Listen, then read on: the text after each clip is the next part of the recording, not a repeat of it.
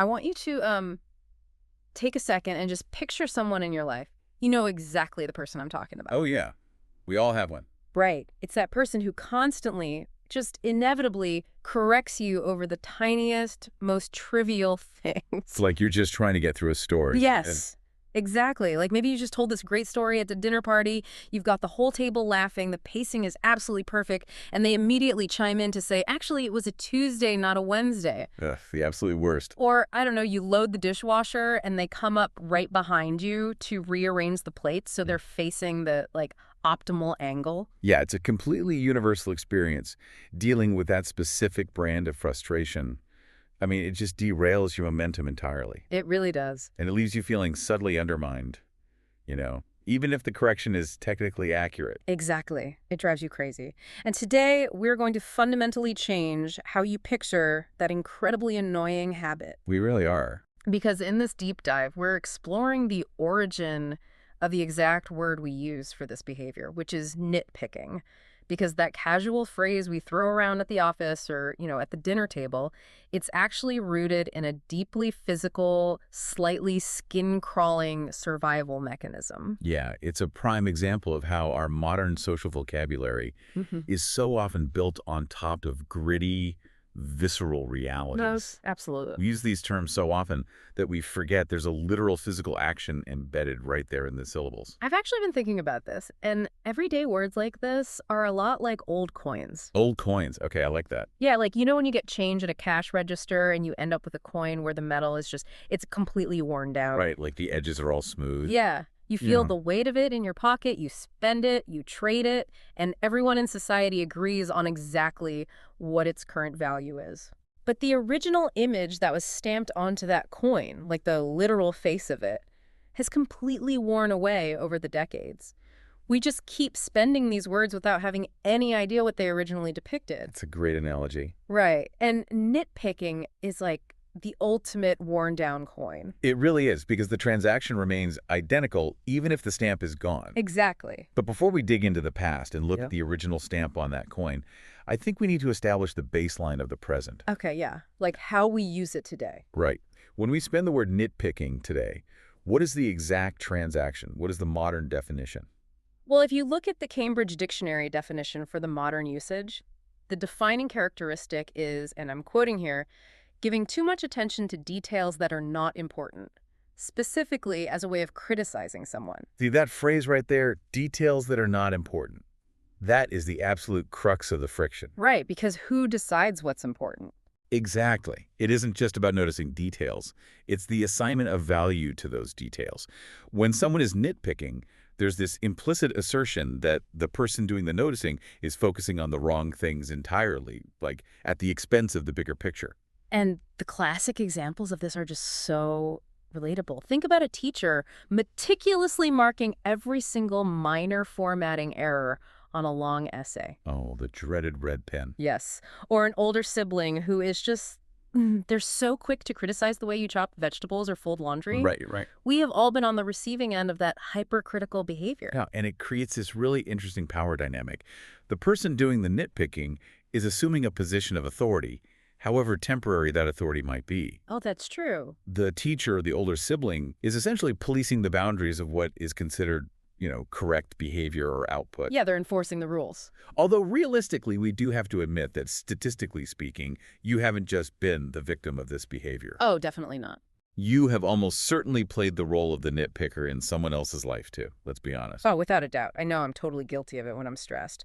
But hearing that Cambridge definition, specifically the part about the details being not important, it actually makes me want to push back a little. Okay, push back. How so? Well, is nitpicking always truly about things that don't matter? Or do we just use the word defensively when we feel annoyed or attacked by the critique? That's a fair point. Mm-hmm. That definition assumes the importance of a detail is objective when it's actually highly subjective. Right. If we look at the teacher example you brought up, the friction isn't necessarily about ego. It's about the method of delivery and the gap between macro and micro thinking. Walk me through that, because to the student, those details feel completely trivial. Exactly. The student is thinking, I wrote a great essay, you're just nitpicking my comma splices. Yeah, but to the teacher, who is literally trying to build a foundation for clear written communication, those tiny structural details are fundamentally crucial. So aren't we just throwing the word nitpicking around to dismiss criticism we don't want to deal with? We definitely use it as a shield. Mm-hmm. But the reason the student feels nitpicked isn't just because they disagree on the importance of a comma. Okay, then what is it? It's because of the sheer volume and that relentless focus on the micro. The student is looking at the macro outcome, right? Like, I successfully communicated a complex idea. Yeah, the big picture. But the teacher is zoomed way in on the microscopic structure holding that idea together. When the macro achievement is essentially ignored in favor of auditing the micro flaws, that relentless mechanism is what makes it feel like nitpicking.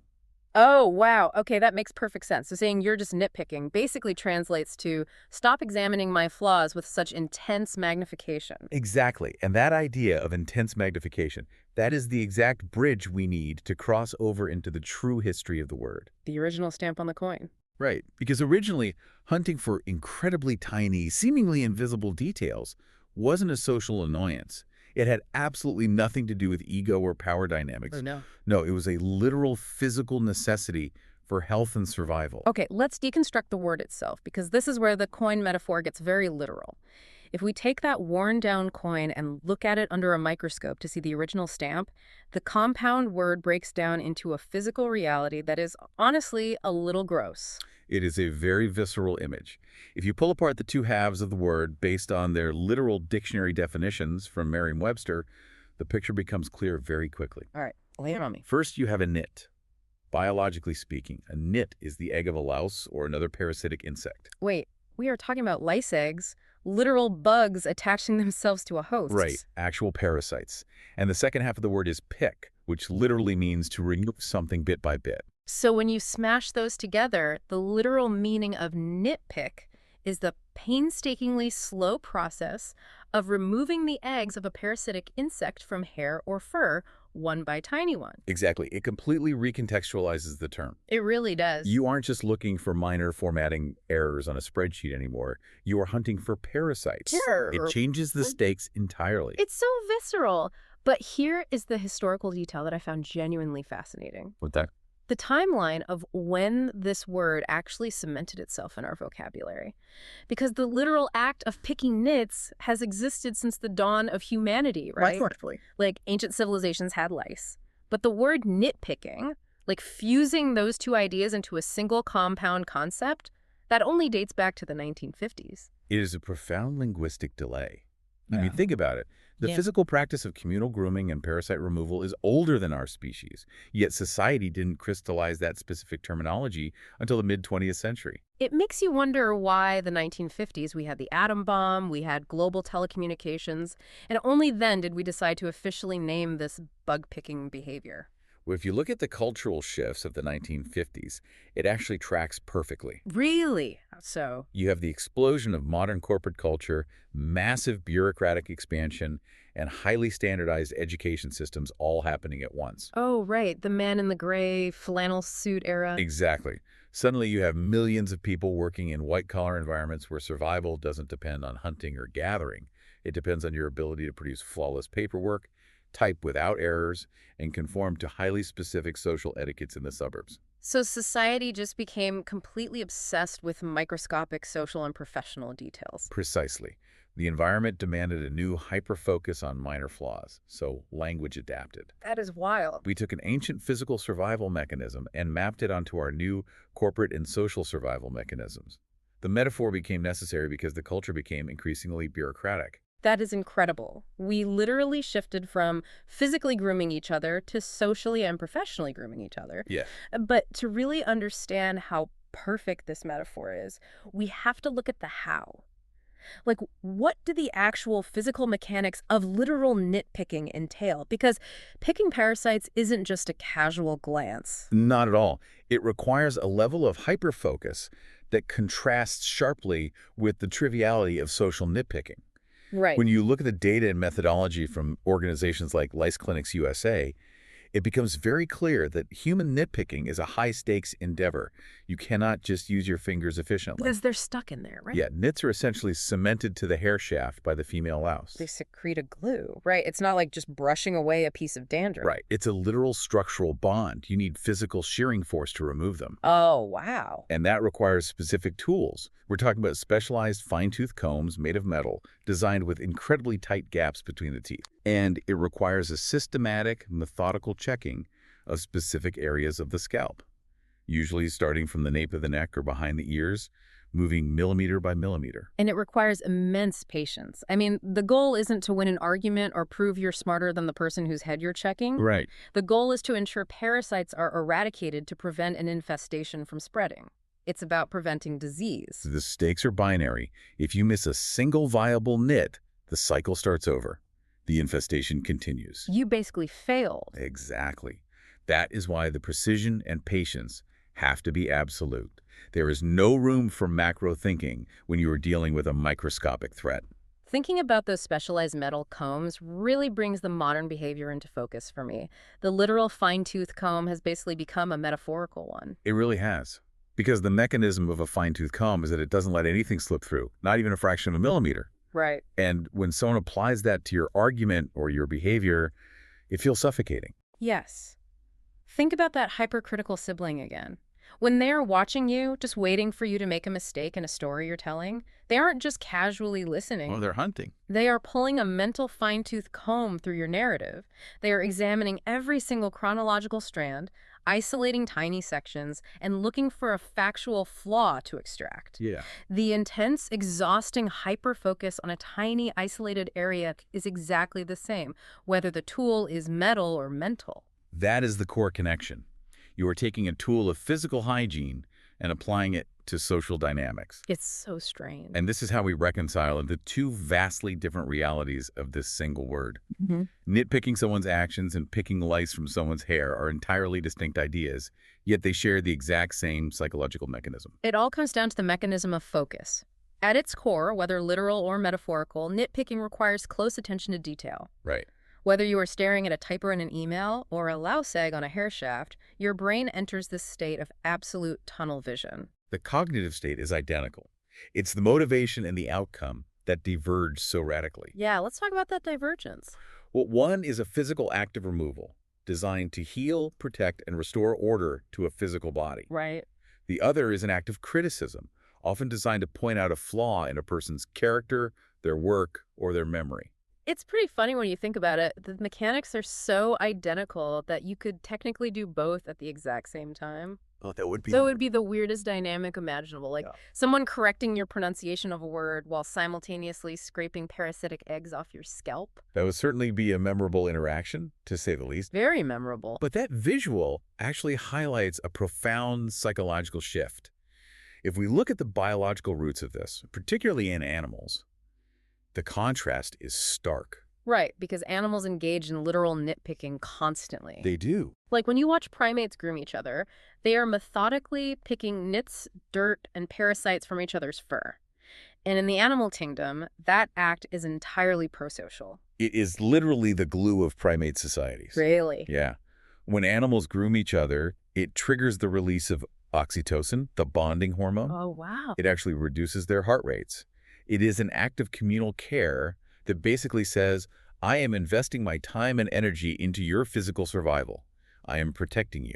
It builds immense trust within the troop. But when humans engage in metaphorical nitpicking, it does the exact opposite. It is deeply antisocial. Yeah, it creates distance, resentment, and defensiveness. Right. We use the exact same biological mechanism, this intense, detail-oriented hyperfocus. But instead of building trust, we use it to tear down confidence. Right. It's wild that a behavior rooted in communal care in the physical world translates into something that totally alienates us in the social world. We basically took a primal survival instinct meant to keep the group healthy, and we linguistically transformed it into a weapon for minor social skirmishes. That is so true. It really demonstrates how our complex modern structures have hijacked our biology.